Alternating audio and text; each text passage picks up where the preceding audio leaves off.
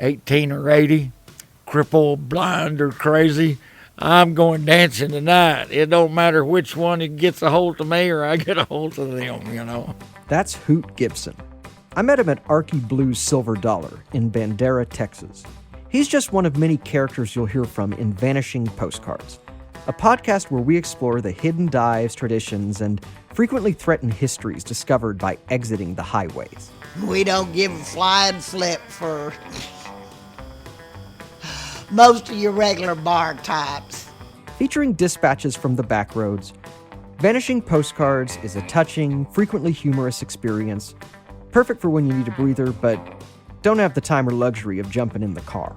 I'm Evan Stern, and I invite you to join this ride by finding Vanishing Postcards wherever you get your podcasts.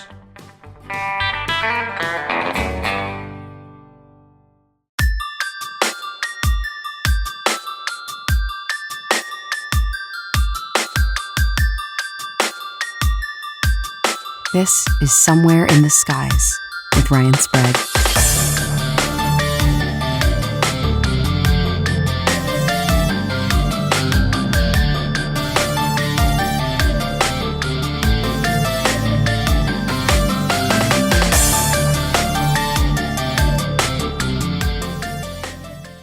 Welcome to Somewhere in the Skies. I am your host, Ryan Sprague, and with me today is one of my partners in crime over at the Debrief, but that's not all she's known for. She hosts a very popular podcast in Canada, and she also does a lot of work in the UFO field as well. So I'm not going to waste any more time. We're going to talk about everything she's up to in and out of the UFO world. So with me today on Somewhere in the Skies is Chrissy Newton. Chrissy, thank you so much for joining me today for the first time. I can't believe I'm saying that. I know, I'm so excited. I love your podcast. So when you asked me, I was thrilled to be part of this. Well, thank you. There's so much we could talk about, and I know we have limited time, so I'm just going to cut to the chase. Origin story. You know, every comic book has one, how the person became who they were. So I know you've answered this in the past in other interviews, but I would love to hear how you first got interested in UFOs. What brought you into this crazy world that we're in? My dad got me into UFOs when I was probably like 6 or 7. Like I always say 6, but I'm not 100% sure. So I would say when I was at least 6 years old, he showed me this photo of a UFO that he ended up seeing when he was in, I think, his early 20s. He was driving up north with a group of friends to this cottage that they were going to, and they all pulled over the side of the road. There was a whole bunch of different cars pulled over as well, and they ended up seeing this light that's like hovering above the sky or above like it was like a telephone pole actually, which is kind of funny. It was pretty high up, but it was still pretty close to them, and they ended up like taking it. My dad ended up taking a picture of it, and the guys ended up, some of them were hunting. So they ended up taking a gun out that had a scope on it, not to shoot the UFO, but to get a better idea of what it looked like. So they put the rifle up to it and looked through the scope, and then the UFO took off down the street or down the road, I guess you would say. And then a whole bunch of people saw it. The news reported it. It was a mass sighting. And ever since that, my dad took that photo and showed me as a kid, like it lit up everything inside of me. And it was really just something that started that journey, along with him trying to figure out what he saw. And then his journey became part of my journey too, which is really cool. That is cool. So what did he have any ideas or impressions about what it was or what he saw? I mean, did he immediately say this was little green men or what? Yeah. What did he tell you? Well, he was like, it's a UFO. That's what he said. Like no matter answer, what, 100%, it was a UFO to him. And that's it. Like he didn't think it was aliens at that time. I don't think. I think that a lot of them were confused because he saw it with a group of friends too. So they talked about it. And ever since then, my dad never talked about it with a lot of other people because of the ridicule. So we would talk about UFOs, him and I, when I would grow up and even now. But when we were younger, he would say, or when I was younger, he would say, don't talk about it because people think you're crazy. People think you're nuts and you're a Looney Tune, and that was part of it. So now it's a little bit different. Like he's more open with it now and talks about it. I don't know how much he talks about his experience, but he talks about just loving UFOs and being into it. And he's proud of it. That's for sure. And my dad consumes so much information on UFOs. And now it's funny because as he gets older, when I was younger, he was teaching me. And now as I get older, I'm teaching him. So I'll call him and I'm like, did you hear like what John Radcliffe said or this and that? And for him, he's like, what? I haven't heard that.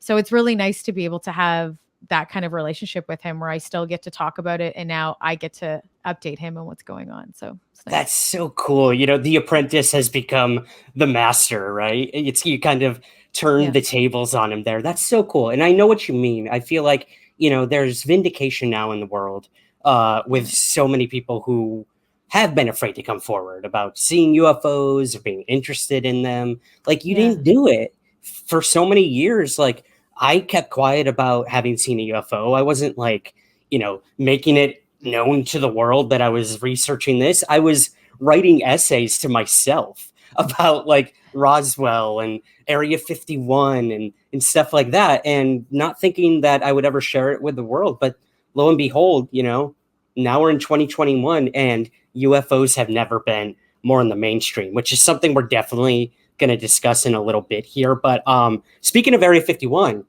I heard you in an interview say that one of your first UFO conferences was one that Bob Lazar spoke at. And I flipped out because I knew which one you were talking about. And I was actually the person who put the microphone on Bob Lazar that day backstage. I was so nervous. I couldn't believe I was looking at like this guy, no matter what you think of him, like if you believe him or not, if you think he's a total fraud or he did what he said he did with these flying saucers. But tell us a little about your experiences with these UFO conferences. I think people have a lot of preconceived notions about it. Totally. So with the first conference I ever went to, again, I like took my dad and I was like, these are our people, Dad.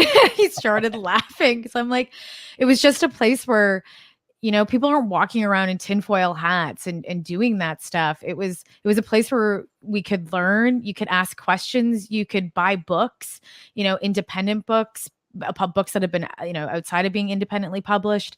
And it was a place of community where I felt like I was able to talk about UFOs on a different level compared to talking about the same stuff all the time or explaining it to other people. Like it was a place I got to learn. And the conference is just unbelievable. Like there's so many people that go from all different ages. And it was one of the best things I think I ever found with my father and I and just our family that went. So, I'll keep going to them more and more. I only go right now to the Arizona one, which is the Congress one, the UFO Congress. But I will go to Contact in the Desert and the rest of them because I've met so many people in the community. And it's a way that I want to meet other people that are part of it. And also then just learn other academics maybe that haven't been to the conference that I go to. So yeah, it's right. Honestly, it's a really great community. It is. It is. I know, for as much flack as we give the UFO community at times about, how passionate people are and how either hardcore believer they are in all this stuff or extreme skeptic. I think what someone like you or me or the Debrief or people like that do is we meet somewhere in the middle, which I think is so important. And I know that's kind of what you guys were doing with your podcast, Alt Pop Repeat. So could you tell me all about how that came to be? And I guess ultimately how it kind of infused your UFO work as well. Yeah, that was actually a start of it as well. It went together as one. So what happened was Marie Nicola is a good friend of mine, and she's also my co-host on the podcast. She's an amazing co-host. The one thing I love about Marie is that we don't always agree on stuff, but we're able to discuss and find a common ground. And we also teach each other different things on the show. So All Pop started where Marie and I said to her, I'm like, do you want to do a podcast? And I've been wanting to do a podcast for a really long time. Like it's been in my peripheral to do it and been in my head.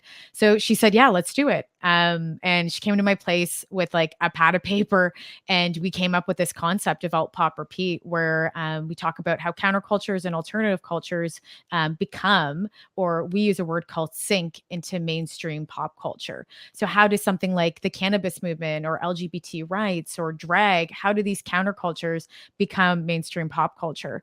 So her and I, started this road, and she said to me, she was like, do you want to go to LA to do our first interview? I'm based in Toronto. And I said, yeah, let's do it. So we like jumped on a plane. We flew to LA. We found people that we knew, like George Strombo, which is a really well-known talk show host former talk show host in Canada. So he was one of our first interviews. And then I said to her, I was like, ufology, like I obviously loved ufology. I'm like, it's an amazing counterculture. I said, I met Jeremy Corbell at a conference, obviously with Bob Lazar years ago. So I said, let's see if Jerry wants to do an interview. So I pitched Jeremy to be on the show.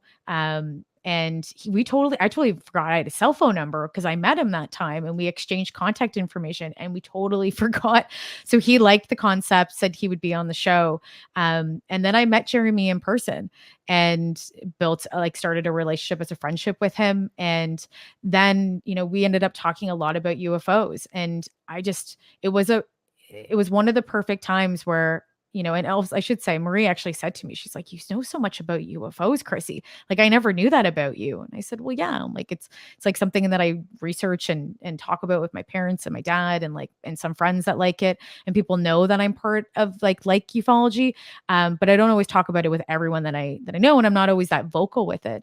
So that was really the start where, after the podcast, it put me into like this space where I was like, you know what, maybe I should talk more about this. And I enjoy it so much more. And I love the community. And then a good friend of mine, Victor Vigiani, asked to be part of a UFO podcast called the New Frontier Network. And I said, yeah, I'd love to be. And so it just started to trickle down that way. And it was a time where I was able then to be able to talk about UFOs in a public relations point of view, because that's what I do every day. So for years, I would have Victor Vigiani and all these other people in the UFO community would ask me, like, can you be a publicist for like UFO topics or things like this within the mainstream media? How do we get to the mainstream media, Chrissy? And I would say, well, I love my job. I have to be careful because mainstream media, years ago was not picking it up. So slowly, as things started to come to be, the mainstream media started talking about it. It was a perfect time when I started being on a podcast, a UFO podcast.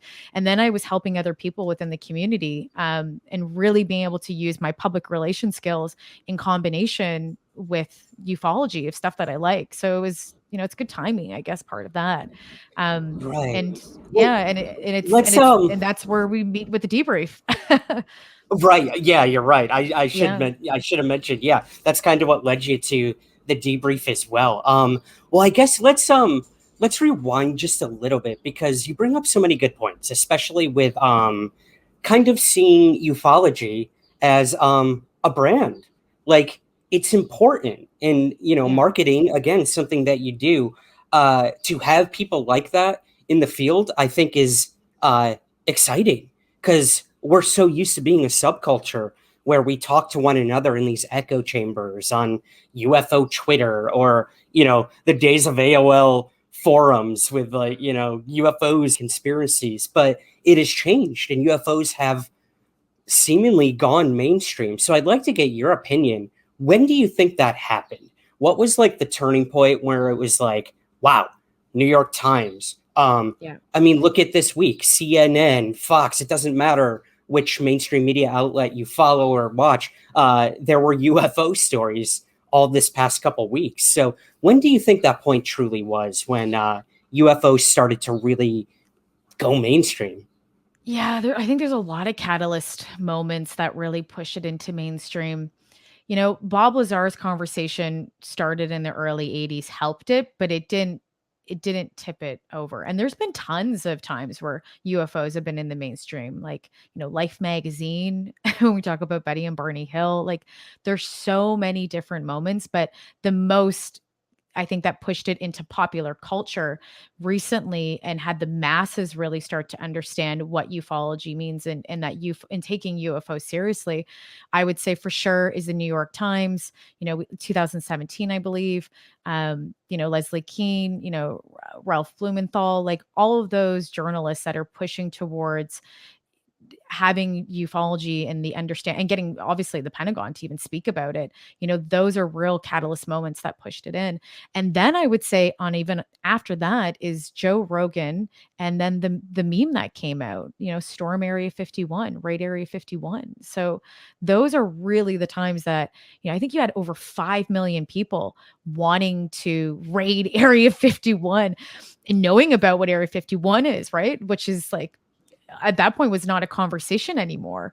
And so, and which I find even more interesting is that you're getting this younger generation that's actually understanding what's happened. So it's like a totally other resurgence of of ufology, of Bob Lazar's story and what's actually happening. And then people asking more questions because you're also getting this other young Gen Z audience that's going, hold on, what is this? Like ufology, like UFOs? Like I thought that was just jokes. That I didn't think it was real. Like this is, and so they're learning a lot more. And you're also opening up the conversation to people that didn't even know what Area 51 was, or any conversation about UFOs. So that was really, I think, one of those important times that it happened. And Joe Rogan is a huge voice for that, and he still is. He's a very important voice to push it for pop culture. So a lot of people follow him, and what he says, he doesn't mean that he has all the right information. And that's the time where people like myself or other people that are in the community that have that ability to be able, I'm not good friends with Joe Rogan, I shouldn't be saying that, but in context of being able to push different conversations of all different journalists, all different experts to the proper media so that they can get the proper information, and ask really credible resources and really incredible investigative journalists for information that is, I would say, that's academic and also something that's trustworthy. Right. And we know for a fact that things like the Pentagon, UFO task force that's going on right here in the United States, we know that they're actually turning to the UFO community for information, which is crazy to me. People like Luis Elizondo, the former head of ATIP, telling us, you probably are noticing a lot of new Twitter accounts in the whole UFO Twitter sphere. Don't think these are just like trolls or bots. These are people in the intelligence community keeping the tabs on the latest information, because you look at something like these leaked reports that the Debrief obtained, or these photos that George Knapp got. These are coming from the task force. This is what they're looking at, and they have no idea what these things are. But when they're out in the public, in the UFO community, full of very passionate people, either thinking it's aliens or thinking it's just a camera effect in these photos or these videos, or maybe they're balloons, it's possible. And the people outside of the government might actually have more information than the actual government, which I think is amazing. So I hope to see more transparency and working together in this field, especially as it becomes more popular, which we both see happening, right? Yeah, and I agree. I want more people to work together because I think that we're all kind of going towards maybe different goals, but I think there is, this transparency that we want and disclosure that we want from the government, and we want an answer. So people might be doing it in different ways, but we're all kind of going down that road of wanting more information, wanting truth, and want to see transparency. So I think the more that we work together will probably get us in a proper direction, and also put a lot more heat under those people that that obviously have a lot more information that they can release and tell us. And the more heat that we have underneath that and put a fire under their butt, then we're probably going to hopefully get what we want. So yeah, I mean, that seems to be what it's taking for the Department of Defense to acknowledge those 3 Navy UFO videos that we've been looking at for almost 4 years now. For them to officially acknowledge them, we had to back them into a corner and say, 20 Navy officers said they saw this. One of them said he filmed it. once said that he chased this thing. Like, just tell us, is this real? And then finally they did, because they were forced to. So I think you're right. Things like these movements with, the big phone home happening with Luis Jimenez over at the Unidentified Celebrity Review, or you've got the Scientific Coalition for UAP Studies petitioning Congress and saying, here's 50 PhDs who want to help you try to figure out these things you're looking at in these videos and whatnot. Like, let us help you, which I think is so cool. Yeah, I agree. And I also think that over time, the masses are going to even become more part of this, as more people start learning, and the louder people's voices are, and the more that they're amplified in mainstream media, on social media, getting other people like Lou Elizondo that's accrediting other people that have great information, more people that are becoming, accredited journalists, more people that are talking about it. We'll get the average person asking questions, and we want them to ask those questions so that they start to put then heat, right? And then once you start getting that effect, there's no way that the American government or anyone else can deny that, because you have too many people pushing towards a movement that want the truth.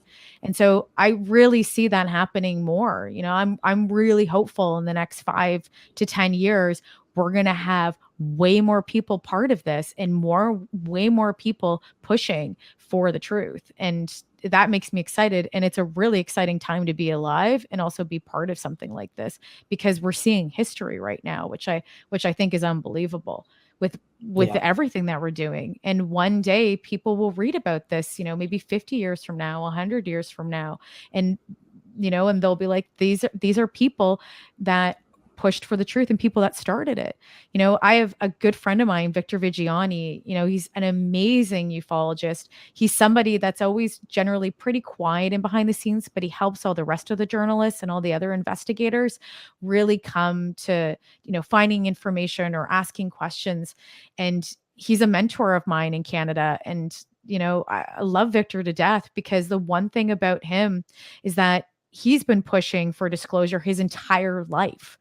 And I remember when in 2017, I was on a vacation in Mexico, and he sent me a text, and I've told the story a couple times, sent me a text when the mainstream media picked it up in the New York Times. And he was like, Chrissy, he's like, are you seeing this? And I was like, I'm on a beach on a vacation finally in Mexico. And he's like, look at your phone. Like, look at this, look at social media. And I was like scanning through my phone, and I'm like, oh, like I was just like blown away. And for him, and watching how happy he was, and all these other people that have been fighting for their entire lives say, like, we did it, like we actually got through. And he's one of those people. Like, I would be on emails with Victor, and him emailing, all different media outlets and writing press releases. And, he was like one of the first PR people, I would say, in ufology, and he was doing it for free, because I obviously do. I'm not making loads of money off this. Obviously, I do other jobs in PR. Yeah. Nobody does. Right. Exactly. And just so people know that. But it's like, for him, it was just a love, so he was writing press releases. He was pitching media outlets. He would copy me on stuff. And it was just, and seeing that, him being able to, watching our community get through, was something that I was so proud for him and for everybody else, because that was the start of now. That's something that's probably going to change the way we look at UFOs and the mainstream media, and everybody does, in the next coming years, which I think is really wonderful. Yeah. It's cool. And you're right. I think I look at someone like, again, my mentor, Peter Robbins, here in the United States, a very well-known UFO researcher, or you look at someone like Stanton Friedman, who fought for disclosure his entire 55-year career in like ufology, if you want to call it a career. I guess he kind of did. But, on someone like him, it's so unfortunate that like he passed away, not too long before that big news story struck. Could you imagine like what that would have meant to someone like him? But hey, that's what happens. We I guess younger people, which I'm no spring chicken, but we are considered younger people in this field. For them to have that kind of validation of like, this has been worth it, we're making strides. That's so cool, that they get to see that, and then we get to build off of everything they've done And like you said, bring it to the younger generation. I mean, the work I do with the CW network is for a very young demographic who's never heard of Area 51, who's never heard of the Roswell UFO crash. So when I first got approached about doing a show like that, I was very hesitant. I'm like, why? Why are you covering Area 51? Why are you covering Roswell? And all they had to do is show me the demographic of their network. And I was like, I get it. Cool. So we're educating a new generation to show them what came before so that they have knowledge of what could be coming next. And like you said, Yeah. the younger generation is so internet savvy. I mean, you look at TikTok right now and it's just blown up with UFO stuff. Even my parents are sending me TikToks. My parents, who I didn't think would ever get past Facebook, That's great. are sending me TikToks of UFO stuff. So I think it's interesting. It's so weird. I never thought I would see this day. Yeah, and I'm excited for the younger generation. It makes me really happy. Like we are part of that, and then there's younger too. And a lot of other ufologists have said to me, like, we need to leave our information, our knowledge with people that are younger than us. So then we keep going forward and fighting for disclosure or remember what they were fighting for and the information they have. So we don't forget and or other information gets like it's not disseminated properly to us or we're told another story and we start believing a different narrative. So for me it's important too to have this and also like the podcast that I'm on with the guys and I'm the youngest on the podcast, I'm just joking. I'm like I'm the youngest, but it's great because when they asked me and I was like, oh, I love to be because I learned so much from them. That's the other thing. I have maybe a younger or different perspective from them as well. And that's why they brought me on was for a pop culture news, mainstream perspective of ufology. But for them, they have this information that when we get together once a week and we have a meeting, I get to nerd out with them and we just talk every Thursday at noon and have a meeting. And it's really awesome because then I learn a crap load from them and I can ask questions. And the nice thing is I can make mistakes and I can say like, oh, I didn't know that. Like it's not, and then they'll end up giving me information. We send, tons of emails to each other before we're doing interviews with guests. Like it's a really, really great, obviously like the UFO community is so lovely to be in, but with them as well as researchers and people that are investigating, I see it through their eyes. And then I learn their point of view, all of their point of views, because there's a couple of us on this podcast. And then worldly point of views, because someone's from Peru. We have somebody from South Africa. We have somebody from the States. We have somebody from two of us from Canada. Like we're from all over the place. So I get to hear their perspective from another country, which is really cool too. So yeah, I'm just really fortunate to be part of it. And Victor was the one that created this podcast and came up with the idea. So yeah, what I think is really cool with, what you're doing and Victor and everyone over there at New Frontiers is making this global, which I think gets lost in the mix a lot. It seems to be the United States, again, is trying to just be the example for everyone else about the right way to do things. But hey, look, our government has been pretty cagey when it comes to UFOs, where other nations and countries have been extremely open and transparent with their citizens. So, yeah, I think it's really cool that you have you kind of have like a United Nations of ufologists over there. Would you mind sharing some of the names of the people involved with that, Chrissy? Yeah, like Giorgio's in it. Giorgio's been really well known. Christopher Iverson, that's part of it. Victor Vigiani. Like they're just men that are really, really well spoken. They've been researching on their own for years or working with other people in the community. They're also friends with tons of other people in the community as well, like around the world. And I find that really interesting. Like they've brought me into other meetings with people that I think there was like 10 people in a meeting once talking about ufology and they were from like France, Germany, like they were everywhere. And I just said to them, I was like, this is the most universal global meeting I've ever been part of. Yeah. And I think that for them, it's important they do that. And for men that have been doing this their entire lives, they've really created a wonderful network of people that that they brought me into, and I got to meet and become friends with as well, but also then rely on each other as resources to get great information. And I think that that's the part that's really important, is that they get to share ideas, and they're all looking at, obviously wanting disclosure and wanting, again, I keep saying, wanting the truth.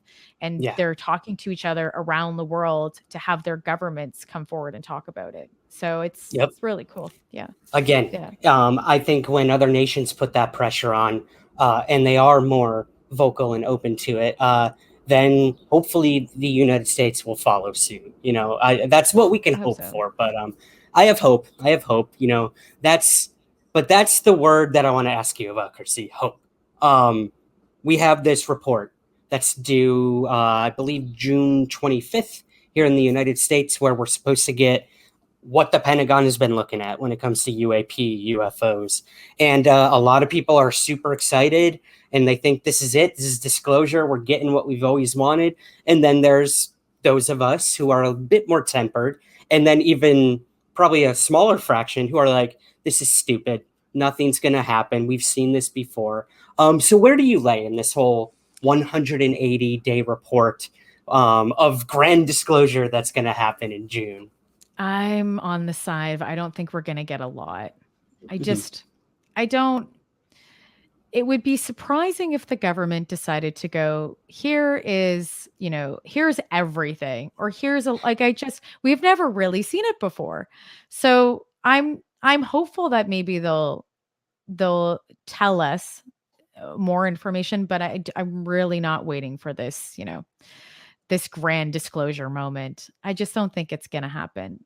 Even from other files that we've seen that have been released, it's not like it's always new information. Like, it's a lot of information that the community has been researching and looking up, and then they've just it's been confirmed. So I'm not saying that I'm trying to be negative. I just don't feel that we're going to get what we want as a community. Yeah. Prepare for their worst and hope for the best, right? Right. And I think that we're probably we're going to have to keep fighting for more and more information. And even this is just a start. So this just happening is really great. And I'm thankful that that's happened. And then we'll see how next year is, and we'll keep fighting, and we'll keep fighting for more information and more disclosure. And I think that at some point we'll start getting things that we want, but I have a feeling it will be spoon fed to us. I don't think it's going to be this. I'm not holding my breath. Yep. I think that's really all we can do at this point. And it'll probably be delayed, as most things in government are. I'm prepared for that as well. What's up, guys? Ryan Sprague here, and I'm just dropping in to remind you about our Patreon campaign. Somewhere in the Skies is always free to consume, but it's not free to create. So if you want to help the show on a monthly basis, we have tons of rewards for you in return, including shoutouts on the show and website, bonus content and episodes, and free merch. Want to be my guest or pick a topic for the show? You can do that too. So if you'd like to learn more and to help support the show, visit patreon.com/somewhereskies. Thank you, and keep looking up.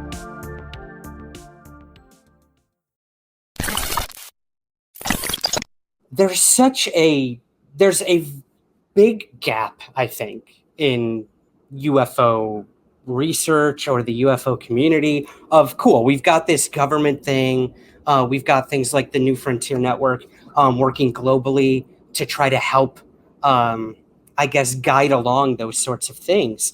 But then we have this whole other part of UFO lore and UFO discussion that's, I'm just going to say it. It's sensational. Let's go with that. Whether it is contacting ETs, the CE5 movement, alien abductions, close encounters. These are cool stories, and don't get me wrong, I'm all about them because I love stories. But there is a big gap between what's going on right now in the mainstream with UFOs and another large portion of this topic.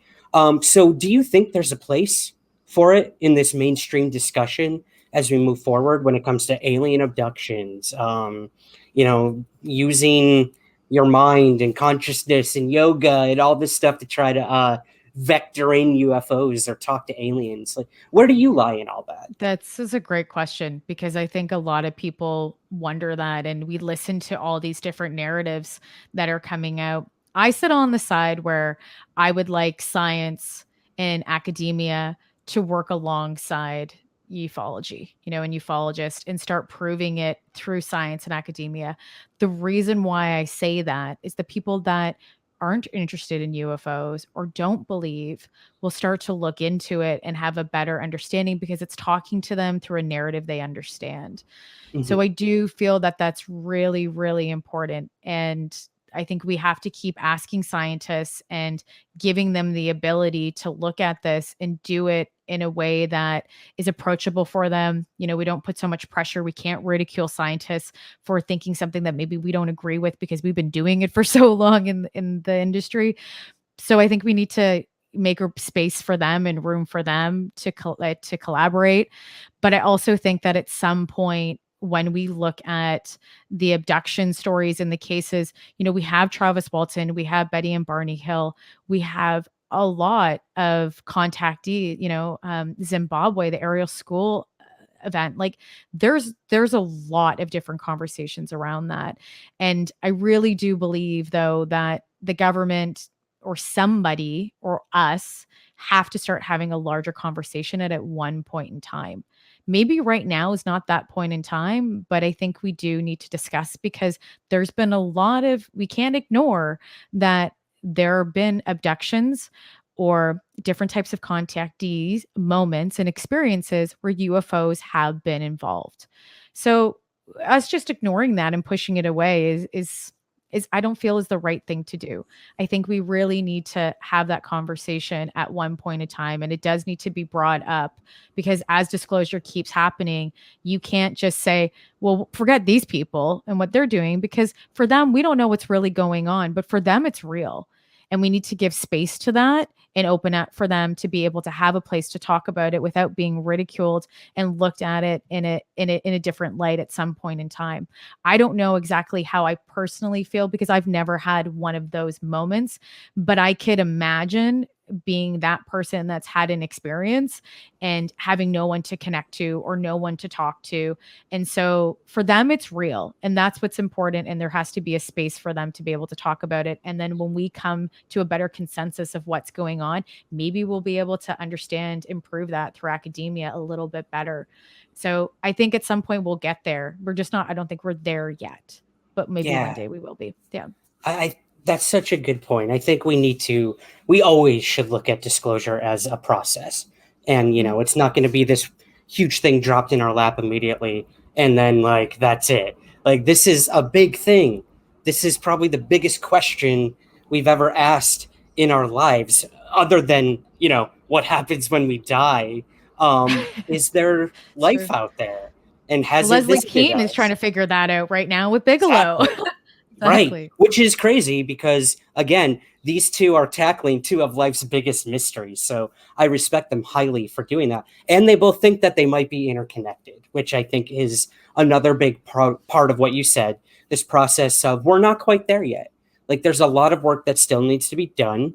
We're lucky to have people like Rizwan Virk or Deep Prasad, these individuals who look at things like quantum mechanics and how this could play a role in all of this someday. But again, like, that's so 20, 30, 40, 100 years down the line that we're focusing right now still on grainy UFO videos from the Navy. Like, that's the best we got. So we got to work with what we have. That's where we're at. And some people might think that's good. I don't know. But I think you're right. It's going to take time.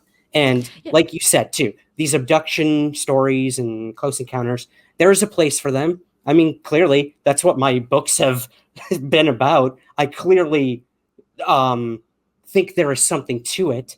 And I've always been asked, do you believe all these people that you write about that they were abducted and everything? And I try to tell them it doesn't matter what I believe. Like, I'm just getting their story out there because nobody else will listen to them. And no one else will take them seriously. So I at least want to give them that outlet. Yeah. Yeah, for them it's real. I agree with that. And there's nothing wrong from telling a story from a different perspective. And you don't have to believe, but it is this form of journalism where you're telling people because these stories are real to them. And there's been a lot of them. It's not like it's just, there's just this is the one story that's been told that's a tale that's been told over centuries. It's not like that. It's happened multiple times. So we need to give space to it. And one day, science and academia might prove and might have a reason for what's actually happening. The other part, too, is that the beautiful thing about the UFO community is that right now, and with the government, we're looking at something that most people call paranormal, and it's a paranormal event, right? It's this phenomena. So now this paranormal is actually having more of a mainstream conversation, and the government's having it, which is like even more of a bigger conversation. So we're opening the door that maybe in the next X amount of years, these other other paranormal conversations will start be having real academic conversations too. Maybe ufology is the beginning for that. And I hope so, because people are having experiences in multiple different ways, not just ufology. So we can't just ignore it. And to be honest, it's like I say with UFOs, and a lot of people say this too, if one of them is real and one abduction or any of it, it makes it real. You don't need a It's all it million. You takes. just need Yeah. one. So at some point, I hope we get to a place where we figure it out of what's actually going on overall. But you're right. We have to start with grainy videos first and prove that through science and what we know, and then grow. As our technology grows, we will grow with our understanding and our ability of, and our lexicons will grow too. We don't have even the right words to explain sometimes what's going on. So as we Right. start, right, or even our science can't keep up to that. So as our science develops and we start creating a different lexicon around it and being able to prove it, then maybe we'll come to a point where we can start proving other things that are attached, connected to ufology or UFO sightings and in general. I love that. Oh, A good friend of mine, Greg Bishop, wrote a book called "It Defies Language," and it's all about UFOs because it's you're so right. Like we're not there yet. We don't know how to describe these things we're seeing. I mean, two people can be at the same UFO sighting and describe it completely differently, which is cool in one way, but it's frustrating when you're trying to get hard data. But you're right. Yeah, like perception plays a big role in this. Language plays a big role. Your belief system or the lens in which you look through at that UFO event plays a big part. And it's just there's UFOs represent everything, which I think is the coolest thing. yeah. History, language, religion, it covers everything.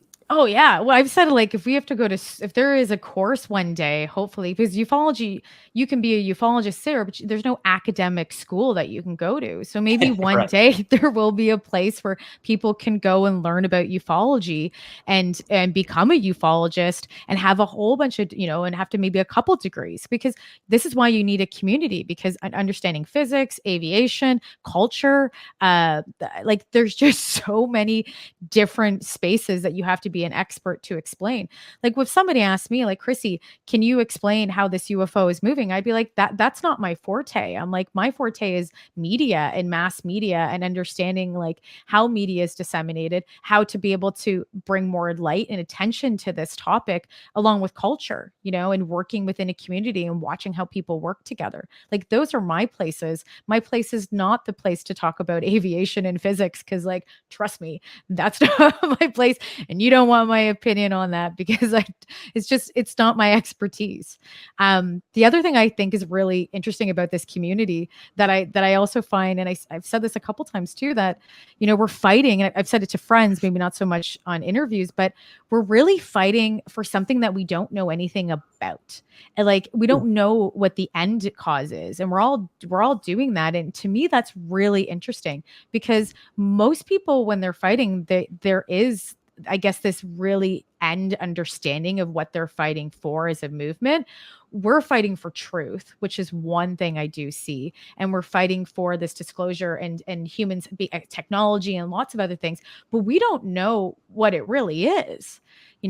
As people right now, I don't know what the government knows, that's for sure. But as us as a community, we know. And I find that really interesting that we're all going towards something that is really unknown to us. Like, it is a phenomenon. And you don't get a lot of group of people fighting for something they don't really know what the end cause is. Like, do you know what I mean when I say that? Like, we're fighting Absolutely. for a mystery. Yeah, we're Right. fighting for a mystery, and we're fighting for our own reasons. I Yes. always tell people, yeah, of course I want like the truth to come out, but I'm not Mulder. I'm not trying to prove that there's a shadow government pulling all the strings and they're working with aliens. I'm not even into the UFO field to prove that UFOs are aliens. Like, I don't even try to connect the two. I try to keep UFOs completely separate from the question, is there other life? But I'm in it for my own reasons, as you are, as so many other people are. They want answers and they want to find meaning in why they're interested in it and why they got involved, or maybe why they had an experience. Like, a lot of people don't want these things to happen to them, but it did. It fell in their lap and they were forever changed. So, Yeah. yeah, I think it's a very personal journey. Yeah, and why we're so connected to it. I ask myself that a lot. And I ask other people the question, like, what brought you here? Because I find that really interesting. What's their motives? Why, you don't, if you just love it and you're interested, that's wonderful too. That's a great reason why.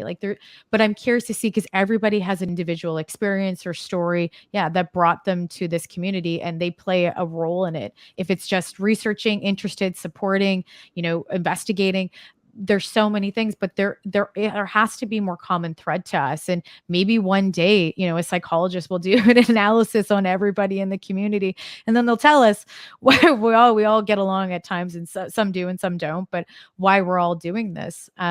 Because it is interesting. And the one thing that I see that maybe not for everybody, but from a lot of us, is, like I always say, is really want to know the truth, obsessed with knowing the truth, and having an understanding of what's going on, but overall wanting to know, and really enwrapped into and knowing this, sorry, telling the truth, and the government telling us, like, there's something there to that. Would you say so, or do you find that other people might have other reasons? Again, I think it varies so much. I think there's people in the UFO field strictly for notoriety and are less than honest about what they're doing. Yeah. I won't name names because I think everyone kind of knows who I might be talking about when it comes to that. But Yeah. again, I think there are people who just want to trust their government, which I think is a big issue, especially here in the US right now. And look, kind of the modern UFO era started with a lie and a cover up in Roswell. Like, yeah, we still don't know what it was, but we damn well know it was not a weather balloon like they said it was. So, Yeah. I mean, what do you do when the first kind of documented case, at least here in the US, kind of started with a lie? So I think people want to hold their government accountable and be like, yo, like, tell us what's going on. We deserve it. We are the ones paying you, and you're here to work for us. So I think there's that part of it. And then, like you said, I think a lot of people just love chasing a mystery. And I do feel that's why I'm in it. I don't care what the end result is. I think either I'm going to be thoroughly let down if we ever do find that answer, or it's going to be something so wrong. I am going to be so wrong about what it was that it's just going to like blow my mind. And there's probably not one answer to what Yeah, UFOs are or aren't either, you know? I agree. I think that we think we're going in the right direction, where we're like, we know what it is. And, and it's probably not. And the funny thing is that we see through culture throughout multiple years, from the 50s, the 60s, and the 70s into now, the concept of what a UFO looked like changes. It was like a flying saucer, and then we move into, triangles, like we still have triangles. And then we move into orbs. And then we move into now pyramids. Like, there's so many different shapes. And we do see that as we move over decades and decades, that the shapes in our culture, it does change. So are UFOs a reflection of us in our time? Like, it's, and I know that I'm not the only person who's said that. And there's tons of articles are about that, about what does that mean? Like, and I have a feeling that it probably won't be something that we thought it would be. I also just don't think we have that ability yet in the lexicon, in the science. And I keep saying that is because we don't have enough information to back what we're seeing. And maybe one day we will. And again, it probably will be something that we never even thought of. Yep. If Yeah. it's octopus from other planets, I want nothing to do with it because that is not You the answer I'm imagine. looking for. You But no, I imagine. think you're right. This topic, this question says so much more about us than whatever it is we're dealing with. I think you're right. It is reflective of us, our concerns, our hopes, our dreams, and our issues that we face here on our planet. Like Yeah. that's why when nuclear weapons were first being manufactured, or Yes. we're going to Vietnam. That's why in the 60s and 70s we had this contactee movement of aliens coming here and saying you got to shape up because you're going to destroy your planet. Like it's a good, I guess, conveyor of a message we should be following anyways. Kind of like religion. Like you look at any of the major religions and they kind of all have the same core meaning, do good and spread love, and it'll come back to you. So Yeah. I think this topic is reflective of that as well. It's us striving to be something more.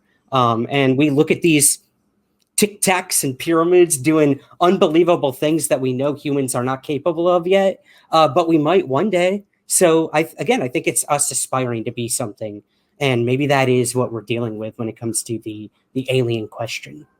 Yeah, I'd love to talk to people that obviously we can't talk to someone from, 1910, but I would like to talk to as far back as we could get and ask them from all different periods and decades in and compare them and say, when you saw a UFO, what it looked like, what was going on in history, what happened, what was your feeling, what was it like, what did everybody think about UFOs? And then keep going down that line every decade or every 5 years and read about it and see how the culture was along with what they were seeing. Because I think and then come to today and where we are and reading a whole bunch of stories of that would be really, really interesting. And even asking someone like Robert Salas, Robert, like, when you were on that base and that happened to you, your feeling of that, and then what was the sentiment around the world? Like, that was a scary time. And for him being on that base when all of those missiles were activating, like, I can't even imagine No. how that would feel. And so talking to all those different people that have had experiences from all different variations and degrees and all different decades would be a really interesting cultural comparison, and then where we see we are today, and then the reflection of society going on in that time, because I think we learn a lot more about ourselves too. Yeah, absolutely. I do think you're right. That's why UFOs seem to change throughout the decades. I think Yeah. too is because each kind of decade has a new approach and new issues they're dealing with, whether it's politically, economically, religiously, all throughout the world. So yeah, I think you're right. I think this just it's such a big, broad topic, and we're just trying to piece the puzzle together. And I don't know if it is a solvable puzzle, but we're gonna keep trying. Well, I have a couple listener questions, Chrissy, if you Okay. don't mind. I know you got to Yeah. get going. I talked way too much during this, so we'll No, I go love it. rapid fire. Okay. So Dan Z, who runs the Signal Twitter account, and awesome dude. I've got his stickers right back here if anyone's interested. He wants to know if tasked with rolling out disclosure, kind of what we've been talking about, how would you market it and distribute it as Ooh. someone who comes from, sort of a PR background? How would you market disclosure to the For public? who? For the government? If working for the government or working for who? What side am Ooh, I on? What's that's let's how about both? perfect. Would you have two different Um, approaches from government and then like I don't Well, I know, I would guess hope the that it would main be the public? same. Well, the difference I think between, because it depends. If you're rolling out disclosure, you would be the person working within the government as the communications director. Mhm. If I was Susan Go, doing, working with the Pentagon and doing disclosure, I'm very much for people knowing the truth. So I don't know how much they would like me, but let's just say I was. I would probably start to figure out, obviously, with mass media, and have a conversation and a narrative that obviously was positive as much as we could tell the truth that wouldn't scare the public. I also think telling people that, you believing in UFOs is okay. And it doesn't mean that you need to give up your religion. You doesn't mean that you have to change your job. It doesn't mean that you have to move from your city or country. It doesn't mean you have to stop what you're doing. This is something that's part of our life that we need to now just look at and understand, and probably have some kind of, I'm not going to say comfort, but some kind of overall understanding that this is part of it and we're trying to figure it out. So I would start there. And then later on, I would keep, obviously talking to media, educating them what's going on. I think giving all different types of mass media and specific journalists can that ask really great questions. And then also educating specific journalists about this topic, because the one thing that I see within mass media is that when these journalists come to people like the Debrief and like Tim McMillan and a lot of other journalists, is because there's like a vault of information that we've that you're like, they think, sometimes I think journalists might think they're coming into, maybe some of them, if they're new, are coming into this topic and they're like, oh, I was read about UFOs. And then they realize like there's so much content and so much history around it. And you just have to get through all of that. So you start in the beginning of UFOs, and then you go all the way down to from like centuries of conversations of it, or just articles, experiences. So maybe giving even just crash courses to specific journalists and telling them and explaining to them what were those pivotal moments that happened in history that really came to this conversation, and then where we are today. And if I was lucky enough to work in communications, I would love to prove that some of these stories that people have been ridiculed their entire lives are true, and giving them that light. That's never going to happen in the government. That's what I would love to do, because it would open up a little bit more of transparency and trust. But again, there's probably tons of reasons why the government won't do that, because of, you can't ridicule someone their entire life and then be like, Yeah. sorry about that. You're right. Yeah. That's not going to happen. But I think that there's a tons of places it's a really hard question to answer, but I think it is, because there's so much to go with it. But I think that's where I would start with, and then having media and talking about it, and then with media talking about it and having a better understanding of where we're going, and then hopefully having people ask more questions and being able to answer it. But I think mainly is telling people that it's okay, and starting there so we don't freak people out. And they have a better idea of what's happening. And maybe that's what they're doing now. We don't really know. Maybe they are in their they're doing this type of disclosure to us that's very, very spoon fed right now. But that's kind of where I would start. But there's probably, I'd love to hear other people's, actually. Like, I would love to hear how they would feel disclosure would be rolled out. I would love to know that. Yeah. It'd be interesting. Everyone has their, it's a great question. It really is. Yeah. It was a good one. Thanks, Dan. Well, you said kind of going. And, at the Debrief, it's boldly going and rebelliously curious. So Teresa wants to know, before we go here, Chrissy, how did you come to work with the Debrief? And is there going to be more episodes of Rebelliously Curious? And what is it? Tell us a little about the show that you have going on at the YouTube channel and whatnot, if you don't mind. Yeah. So I remember when the acorn photo dropped from the Debrief, and I'm like, what is this Debrief? Who is this Debrief? I have not heard of these people. Like, obviously them as a website, like Tim McMillan and the rest, but I'm like, what is this website that's going on here? So that's where, and then I messaged you, Ryan. It was like, I saw that you were working with them. So I asked you, I'm like, what's going on? And you gave me a little bit of information. And then I saw MJ. I followed a lot of people on social media. I added them on Facebook because I'm just that much I want the intel in the community. And I saw MJ put a posting up and said, we're looking for contributors, writing contributors. So I sent him a note and I said, I would like to work with you guys. Like, I'd like to contribute. But I like to do it in a video context or podcast kind of context, because that's where, that's more of my medium. And he said, yeah, he's like, well, we need someone to do like tech videos and updates and stuff. And so him and I came back and forth with a concept. and he was like, how we were going back and forth with names to name the show. And he was like, what about Rebelliously Curious? And I said, yeah, I'm like, that like totally fits into who I am as a person and also what I would like to do with the debrief.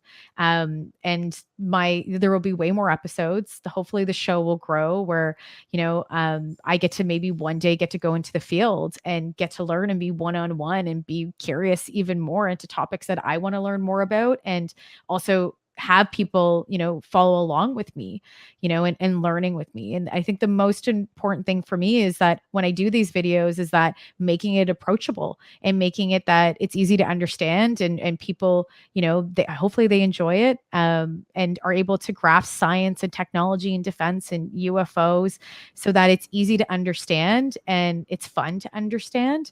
And it's something that, is approachable to them. So that's really my goal, is to make science tech and that, and make it so that it's easy to consume and people want to learn more. And that's what's important to me. And that's a very similar narrative to the debrief. And that's why we I fit within that community, I feel. And Ryan, you're part of that. It's making journalism and making these topics approachable and fun rather than stuffy and old, like some outlets, and that's what I love about the guys, is they understand that, and they understand how to talk to the community as well. And also giving really, really, really wonderful stories and articles and proof. Like it's one of the probably the best websites that started independently that really does, hopefully be something a lot larger than what it is now, but it's growing every day. And honestly, I'm really happy to be part of it. It's a really great space to be in. Cool. I would have to agree.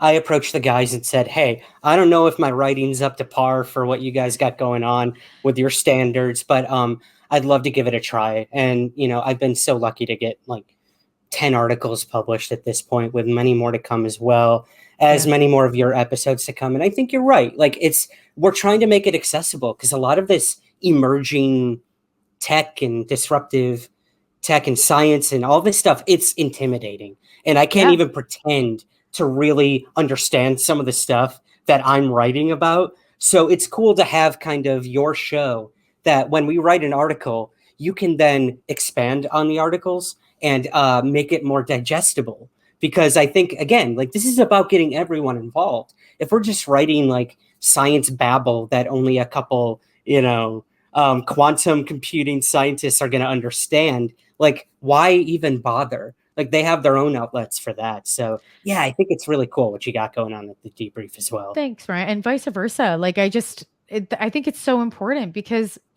people I think are like, oh, I'm not smart enough to like this, to be part of science and tech and all of this. And I would tell myself that narrative for years. I'm like, I'm not smart enough, to go to school for that. And then I realized, I'm like, no, Chrissy, I'm like, these are things that you enjoy, and maybe you might not understand the mathematics around it, but you like the theory of it. And that's what's interesting.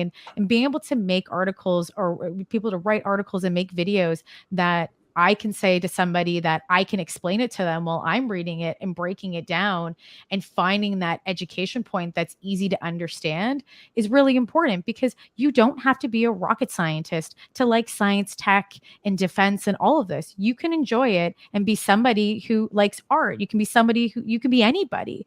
It doesn't mean you have to be a specific person. And I think a lot of people are scared of reading those articles because they just feel like they're maybe not up to snuff, or they don't feel that maybe they're not smart enough to be in that community. And it's like, no, you're not. You're allowed to be part of this, and you're allowed to have an interest, and it doesn't matter what education level you're on.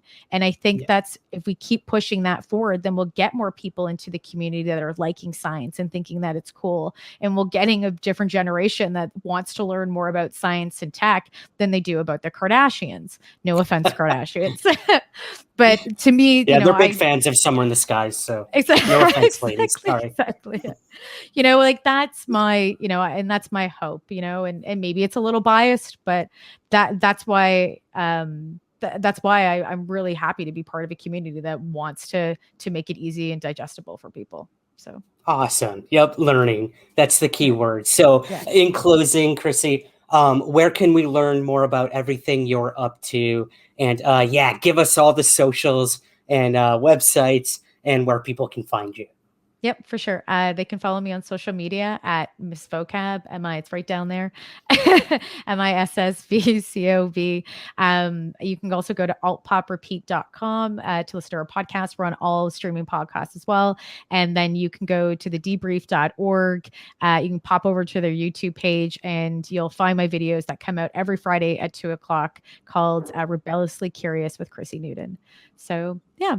And I love talking to people on social media. So tweet, DM me, do all those wonderful things because I will always talk about UFOs or other topics with you. Yes, have a conversation. I love it. Well, Chrissy, I got to thank you. I know you're going right to another show after this. You're popular today. So well, I'll you have to go just to say Clubhouse. I know. Yeah. I know. Everyone go to Clubhouse. Go to the Debrief Clubhouse. Hang out there. It's a really fun time. I've done it a couple times now. But thank you. Thank you for coming on and just having a conversation. I think if more people did that, like, this community could come together instead of, you're wrong, you're right, and everything in between. So thank you. Thank you for coming on Somewhere in the Skies today. Thanks for having me, Ryan.